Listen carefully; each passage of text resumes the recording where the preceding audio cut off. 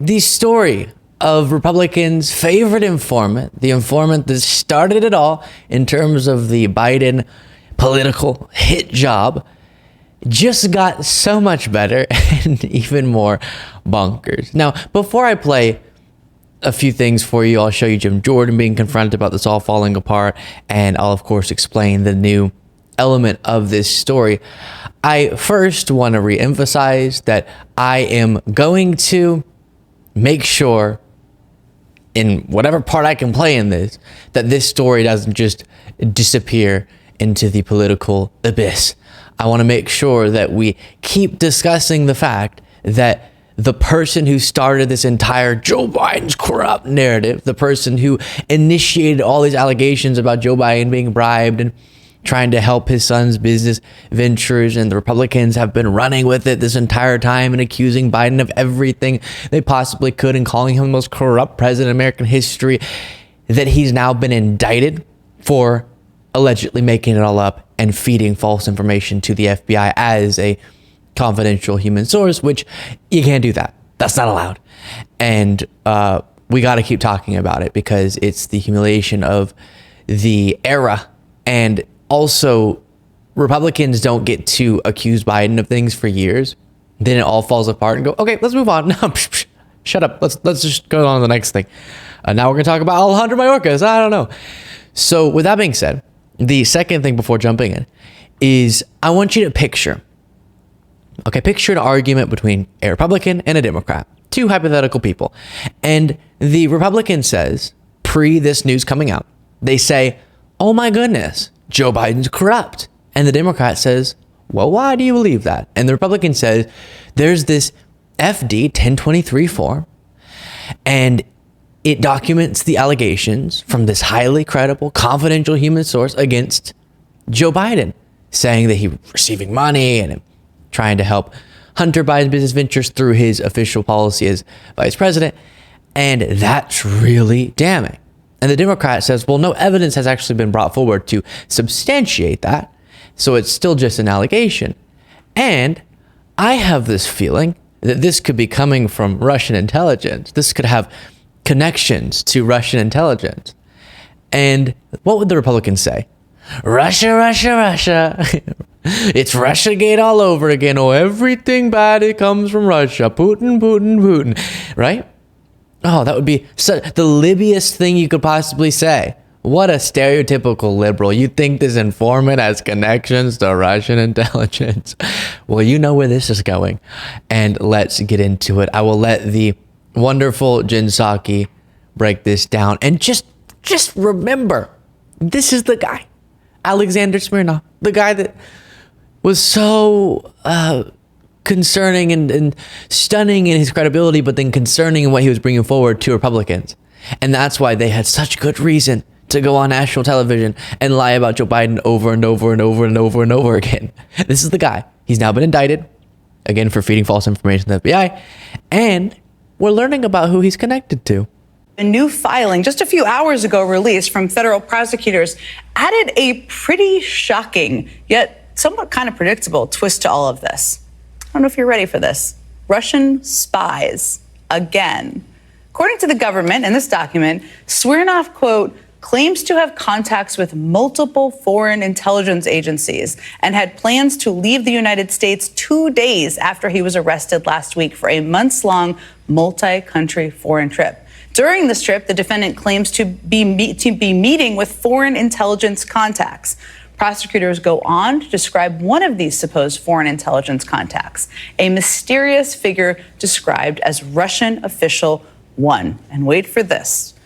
Quote, it says, Smirnov has reported numerous contacts with Russian Official 1, who has been described by Smirnov in a number of ways, including as the son of a former high-ranking Russian government official, someone who purportedly controls two groups of individuals tasked with carrying out assassination efforts in a third-party country. Pause for that for a moment. A Russian representative to another country, and as someone with ties to a particular Russian intelligence service. I mean, the most archetypical sort of straw man version of a liberal response from Republicans' perspective, the most ridiculous you could think of, would be, oh, all made up and throw in Russian spies. Just drop that in. Probably connected to it somehow. Yeah, all made up and Russian spies.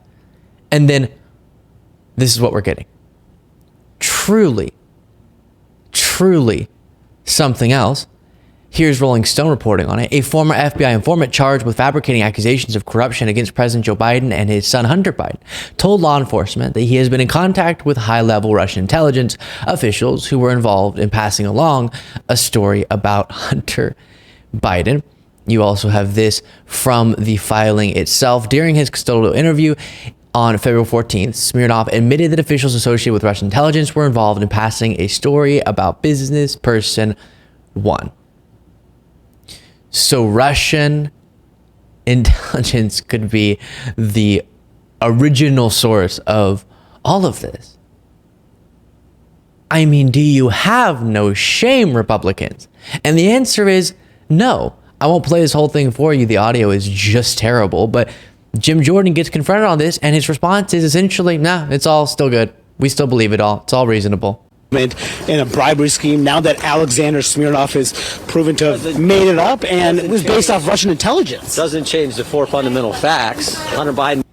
It does, though, because you've got a lot of these facts from this guy. Was put on the board of Burisma, gets paid $1 million a year. Fact number $1 million a year? That is not even close to true, sir. Let's see if Manu Raju had a chance to interject here. All the normal things we've heard from Jim Jordan so many times. You said that 1023 is the most corroborating piece of information you have. It corroborates, but it doesn't change those fundamental facts. So now but it's not true. Well, so okay, so it's the. I love that. I by love it, I mean hate it, but I love that they're able to run around and say, as Manu Raju pointed out, you just told me a few weeks ago that this is the most corroborated, strong piece of evidence you have. And this is the origin, or the orange, as Trump would say, of the investigation. And now you go, nah, doesn't change anything that we now baselessly allege based on this. No, but Manu, so much has come from our investigation. Like we found out that Joe Biden had a loan repaid from his brother. His brother repaid a loan that Joe Biden gave to him. And get this, oh no, this is about to get suspicious. Joe Biden helped his son buy a truck and then got paid back like $4,000 for the amount that he helped his son. Very suspicious. While he wasn't president or vice president or senator, just a guy. But that was proof of corruption, maybe. Manu, do you have anything to say to that, Manu? And this really is ending as crazy as you could just barely even imagine. And Republicans have no shame about it. They care more about hurting Joe Biden politically than accuracy. Obviously, that I almost said train sailed. That ship sailed, or train left the station a long time ago on accuracy, facts. But they also have a stronger motivation to hurt Joe Biden politically than, I guess, loyalty to the United States. They'd rather be working knowingly or unknowingly in coordination with Russia to hurt Biden than not go on this political hit job expedition. And I have more to say on that after watching a little bit more analysis on this from MSNBC. But the 1023 is an interesting part of this because it speaks to the congressional component. If you remember, there was a big fight in Congress about whether or not a 1023 from a confidential human source about the Bidens should be released from the FBI. That happens in the spring of last year. This is ongoing, and then at some point, it's released. Then he speaks with the FBI again on multiple occasions. And as you said, there's further discussions about, well, this is what the Bidens were up to. There was even information about what Hunter Biden was up to at a hotel in Ukraine. Problem with that, prosecutors say Hunter Biden's never been there. So it raises questions as to whether or not the Russians took a look at the fact that information they're feeding this guy can go direct to Congress. And they're smart enough to realize, hey, you know what? We don't even need to try to push this through the FBI. We could just tell this guy whatever. Information's going to go in a report, and then it might just find its way to Congress. And there's no legal vetting here. There's nothing here that says whether or not what this guy's. Do you understand how insane that point is? Russia, if indeed this plays out the way that it's looking like it played out, if they realize that, wait, we don't have to actually fabricate allegations that are strong enough to stand up to FBI scrutiny and actually get Biden in legal trouble. We don't even have to worry about that to hurt him. We can, through Alexander Smirnov, feed information so there's some report through this confidential human source to the FBI, some report there that's semi-official, this 1023, and then Republicans, they'll just pretend like it's fact, and they'll do the rest for us, and they'll take that to heights we couldn't have possibly imagined, and they'll do an impeachment inquiry and investigate out the wazoo and accuse Biden of whatever they'd like. I mean, we've heard people attached to these allegations. Yeah, so he's bribed, and he's the most corrupt president in American history, and he's also done human trafficking and drug trafficking. People have just said all these things. Republicans, I should say, elected officials, Marjorie. And Russia realized there's a really quick path to hurting Biden politically, and it's through Smirnov to Republicans in Congress. Potentially, that's what they realized. That is crazy. And then I will say again, this is, if we're ever going to use the phrase, a political witch hunt. This is a political witch hunt. This is a political hit job. And it's yet another example of the projection from Republicans. What do they say about Trump? Oh, he's the victim of a witch hunt. Oh, he's being targeted politically. Oh, he's having a hit job done on him. And they're saying this while doing that to Joe Biden. And I've waited, as my longtime viewers know, this is the first era that I've started using that phrase with Biden, because I hate that it's the same phrase they use about Trump. But now's the time to call out that projection and the ridiculousness of running around falsely saying Trump is being subjected to a witch hunt and unfair persecution while doing those things to Joe Biden. And I want to say again on this subject, while they're doing that, just think about this. Oh my gosh, this could bring a whole lot of rage into my heart. Think about the fact that Republicans have spent how many resources, how much effort, how much time, how many tax dollars on this investigation into Joe Biden? How many interviews did they do? And instead of talking about the needs of the American people, they were talking about this. How much time could they have spent on other actual problems that they spent on this to hurt Biden politically? And that was their priority. Juxtapose that with Biden's priority. He, for the most part, the best that he could, ignored the theater over there, ignored the political stunts, and just tried to do some governing.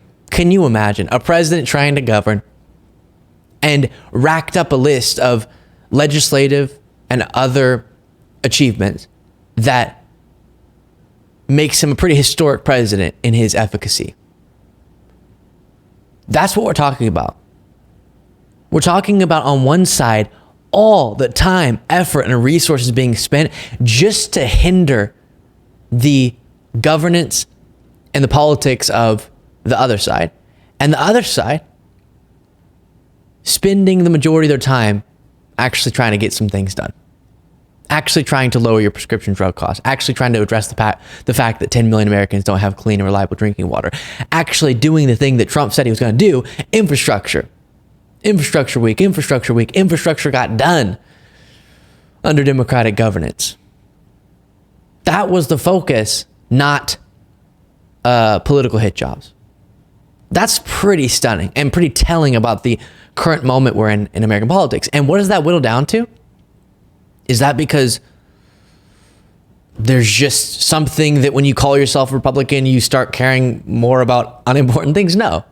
It's that for some reason, this is probably a longer conversation.